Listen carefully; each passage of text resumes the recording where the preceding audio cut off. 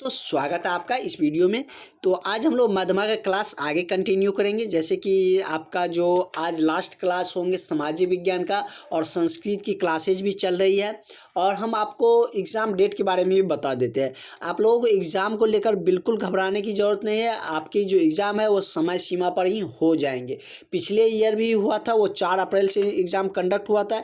इस बार थोड़ा सा डिले है, इसलिए थोड़ा सा समय लग रहा है। और एडमिट कार्ड, बहुत सारे कैंडिडेट ऐसे हैं जो कि कमेंट कर रहे हैं कि सर जब एग्ज़ाम 5 अप्रैल से या अप्रैल में होंगे तो अभी तक एडमिट कार्ड नहीं मिला।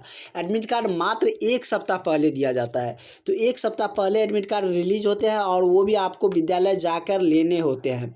तो इसके लिए आपको घबराने की ज़रूरत नहीं है। आप चैनल के साथ बने रहे, चैनल को सब्सक्राइब करके रखिए। आपको सारी जानकारियाँ, जितने भी अपडेट्स आएंगे सारे कुछ आपको मिलेगा, कोई भी चीज़ मिस नहीं होगा, इतना आप विश्वास रखिए। और आपका जो तैयारी है वो भी प्रॉपर वे में चलेंगे और सारे कुछ का तैयारी होंगे और किस तरीके से आपको लिखने हैं ये सारे भी हम आपको एग्ज़ाम आते आते बताएंगे और आपको निश्चित रूप से फर्स्ट डिवीज़न में अच्छे मार्क आएंगे। तो जैसे कि हमने भूगोल का ये टॉपिक देख लिए थे और इससे ही ज़्यादातर क्वेश्चन पूछा जाता है। यदि नहीं देखें तो आप इसका लेक्चर देख सकते हैं। और इसके बाद हम लोग बात करेंगे जो कि आप इसके बारे में भी हमने बता दिए थे। और आज हम लोग मेनली देखने वाले हैं वो जो कि बहुत इजी होता है और इससे सवाल आते हैं आपदा प्रबंधन। तो आपदा प्रबंधन से हम लोग जानेंगे। तो उसके बाद हम लोग साइंस और जो संस्कृत है उसको कंटिन्यू रखेंगे, क्योंकि संस्कृत में भी हम लोगों ने जो संस्कृत साहित्य है उसका क्लासेज स्टार्ट कर दिए हैं। तो एक लेक्चर में आज ये आपदा प्रबंधन पूरा हो जाएगा और इससे आपका एक भी क्वेश्चन छूटना नहीं चाहिए, क्योंकि ये इससे जो भी क्वेश्चन आएंगे वो इजी क्वेश्चन ही आएगा और इजी क्वेश्चन आप छोड़ दीजिएगा तो आपको नंबर कम हो जाएगा। तो आपको यदि अच्छा नंबर लाना है तो आपके जो 15-20 दिन अभी बच रहे हैं उसमें मेहनत करने होंगे और हम आपके लिए इतना करते हैं तो आपको भी अपना एफर्ट लगाना होगा। तो चलिए हम लोग चलते हैं और क्लासेस की तरफ बढ़ते हैं बिना देरी किए हुए। तो जैसे कि फर्स्ट टॉपिक कहिए या इसका जो चैप्टर है यही होते हैं कि प्राकृतिक आपदा का परिचय दे। एक मतलब कि आपदा क्या होता है वो भी हम आपको बताएंगे, प्राकृतिक आपदा क्या होती है, मानव निर्मित आपदा क्या होती है, ये सारे कुछ हम लोग जानेंगे। आपदा कोई चीज़ घटित हो जाता है, कोई घटना घटित होती है तो उसे हम लोग क्या कह देते हैं, आपदा कह देते हैं। यदि प्रकृति के द्वारा वह घटना हुई है तो उसे हम प्राकृतिक आपदा कहेंगे। यदि मानव के द्वारा वह घटित हुआ है तो मानव निर्मित आपदा कहेंगे। एग्जाम्पल में आप समझ सकते हैं, जैसे कि आपने कुछ दिन पहले न्यूज़ में सुने होंगे कि टर्की में जो कुछ दिन पहले ऐसे भूकंप आए थे जिसकी तीव्रता 7 पॉइंट कुछ थे स्केल पे नापा गया था। तो तुर्की में बहुत ज़्यादा इससे विनाश हुए थे, जो कि जैसे भूकंप आते हैं, सुनामी आती है, बाढ़ आती है, तो उससे भी वो क्या है, एक तरह से आपदा है, वो प्राकृतिक आपदा है। और यह हम सब के लिए क्या एक घटना ही होती है, उसे हम लोग क्या कहते हैं, प्राकृतिक आपदा। मतलब प्रकृति के द्वारा जो कोई घटना घटित होती है तो उसे हम लोग प्राकृतिक आपदा कह देते हैं। और मानव निर्मित आपदा उसे कहते हैं जो मानव के द्वारा घटित होते हैं। कहीं पे मान के चलिए कि आतंकवादी हमला हो गया, रेल दुर्घटना हो गया या कोई महामारी आ गया, तो ये सब क्या हो गया, तो जैसे कोरोना फैले थे तो वो हम प्राकृतिक आपदा नहीं कहेंगे, क्योंकि वो मानव के द्वारा ही उत्पन्न हुए थे और उसी के किसी गलतियों के कारण उतने फैले थे। उसे हम क्या कहेंगे, मानव निर्मित आपदा कहेंगे। तो आई थिंक आपने प्राकृतिक आपदा और मानव निर्मित आपदा समझ गए होंगे। इससे कोई भी क्वेश्चन आएगा तो आप बना लीजिएगा। तो और भूकंप और सुनामी के बारे में मेनली जान लेते। इसमें प्राकृतिक आपदा से आपके 3 से 4 टॉपिक ऐसे बिंदु है, उस पर प्रश्न पूछे जाते हैं। एक है प्राकृतिक आपदा, दूसरा मानव निर्मित आपदा, उसके बाद बाढ़ के बारे में आएगा तो वो आप लिख सकते हैं। भूकंप के बारे में हम आपको बताएंगे, सुनामी के बारे में भी बताएंगे। तो इन्हीं चीज़ों पर जनरली जो सवाल है वो आते हैं। यदि भूकंप के बारे में पूछा जाए तो भूकंप क्या होता है कि जैसे कि हमारे जो पृथ्वी है उनके अंदर बहुत सारे जो सतह होते हैं पृथ्वी के, वो सतह क्या होता है कि प्लेट लेयर बाय लेयर के फॉर्म में डिवाइडेड होते हैं।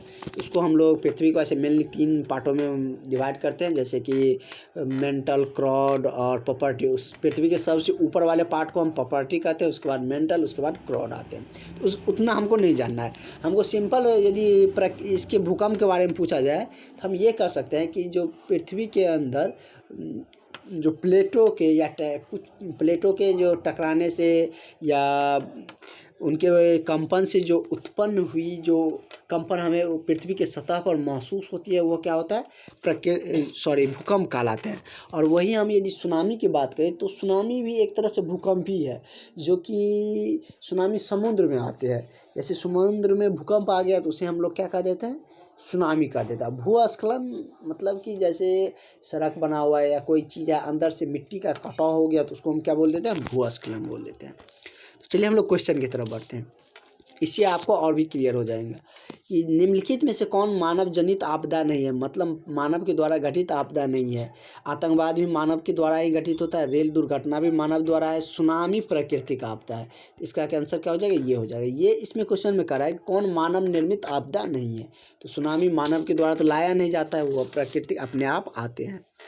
सुनामी कहाँ आती है, तो सुनामी अभी हमने आपको बताया कि समुद्र में जो भूकंप आते हैं उसी को हम क्या बोलते हैं, सुनामी कहते हैं। आपको सब क्वेश्चन बन जाएगा। इसके बाद है कि इनमें से कौन मानव जनित आपदा है, मानव के द्वारा घटित आपदा इनमें से कौन है। सांप्रदायिक दंगे, ये भी मानव द्वारा ही घटित आपदा है।